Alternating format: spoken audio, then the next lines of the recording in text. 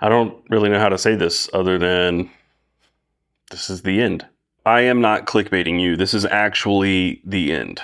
And before you start feeling bad for me or sorry for me or being upset, I want to explain to you why it's actually a really good thing and I'm very excited about it. And also what I actually mean by this is the end.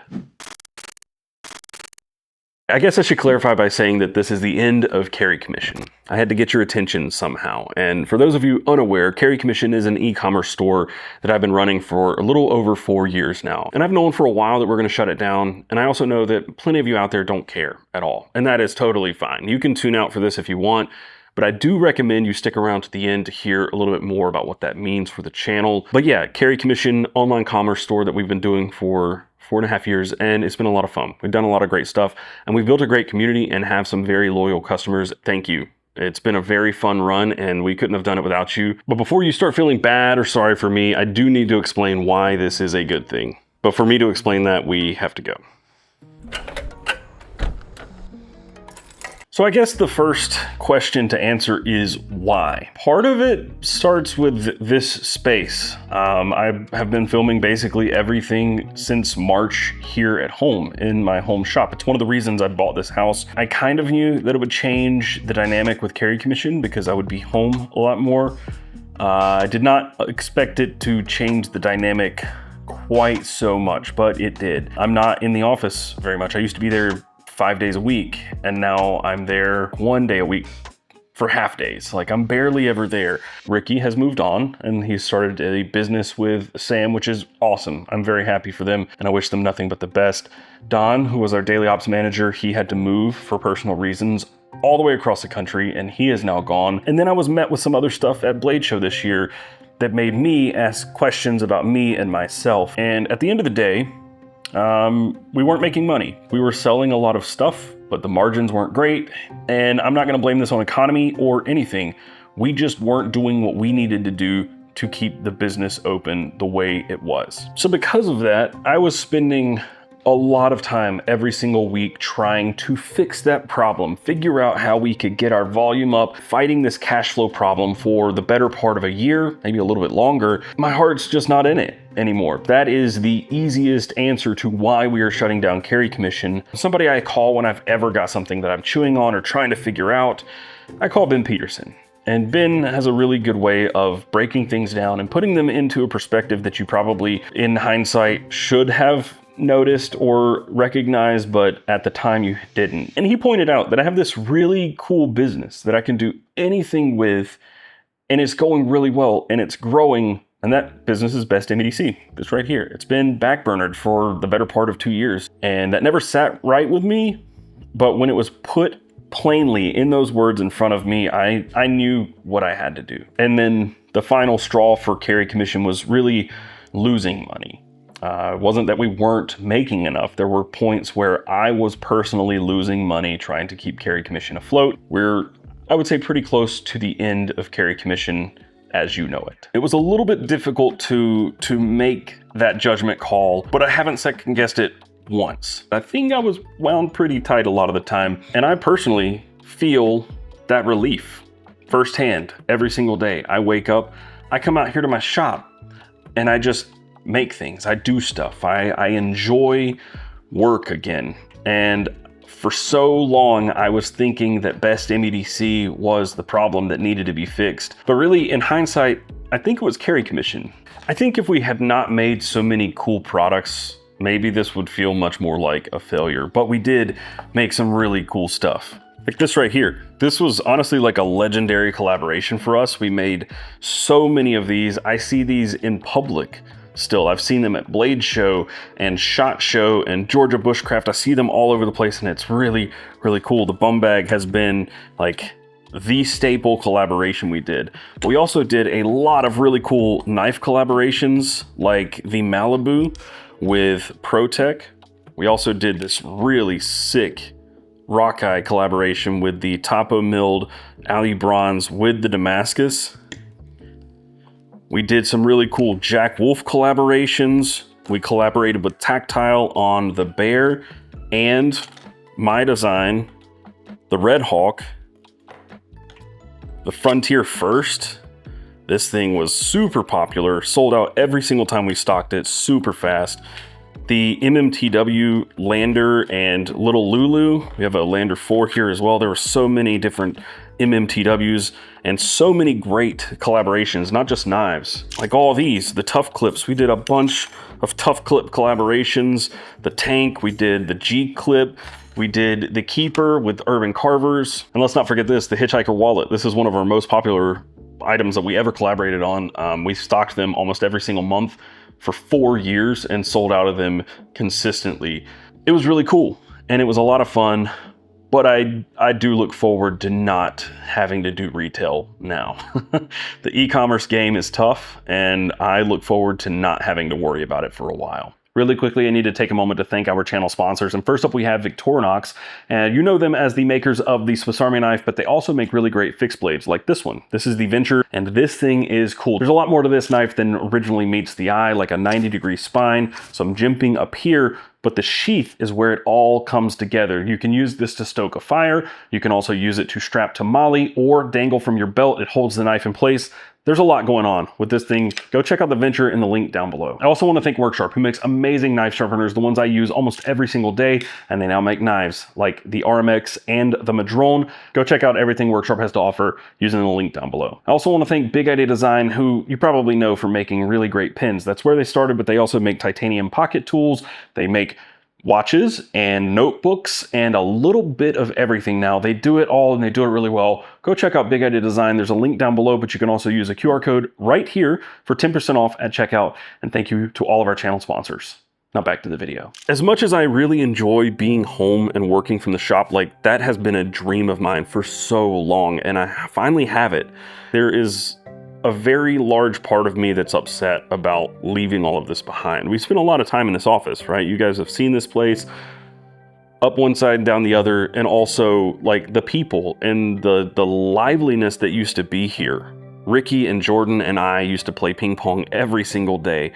And it was a highlight of my day coming through this door and seeing Don behind this computer over here and just going, what up, what up? And, you know, I don't have that anymore. And Stephanie and Jocelyn were newer members to the team, and they also added to this environment so much. And I do enjoy being around the people, but it's kind of dead in here, and it's been this way for a little over a month now, and it's kind of sad to walk in here. I mean, this is the state of this office 90% of the time now. It's just kind of empty. People come in, fulfill orders, and leave. I come in to grab something, and I leave. So that part of it is a little bit sad, but I do have the opportunity to fulfill the dream, the thing that I've been working towards for so long now. It does make me kind of sad. It bums me out to come in here and see it just empty and dead with the lights off.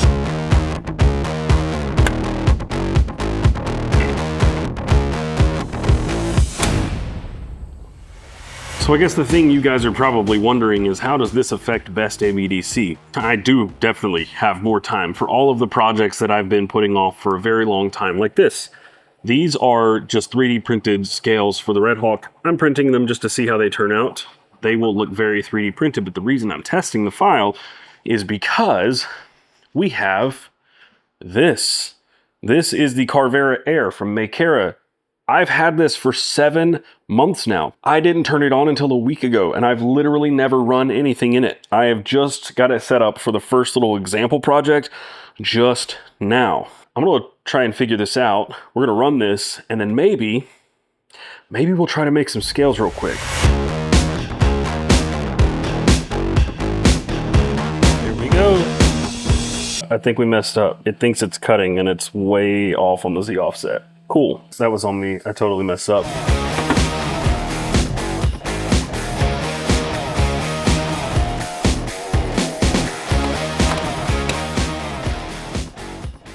Not bad. I like the way the black and orange looks, just saying. I have this shop that I can disappear into, and I can draw something up in CAD software and bring it over here and 3D print it and fine tune it, and then I can take it over here to the CNC and make a piece that actually functions, and then I can laser engrave it, I can customize it, I can do really whatever I want, and that is amazing. On a very small scale, very, very novice small scale, but the idea is to just try that. Practice, get better, experiment, explore, and bring you guys along for the ride.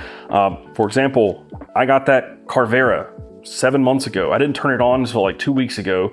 Last night, I finally decided to check out the software, but I was like, you know what? I'm already here. I might as well try to make something. So I did. I created a toolpath and made my Red Hawk scales, the custom wooden Red Hawk scales, which is really fun.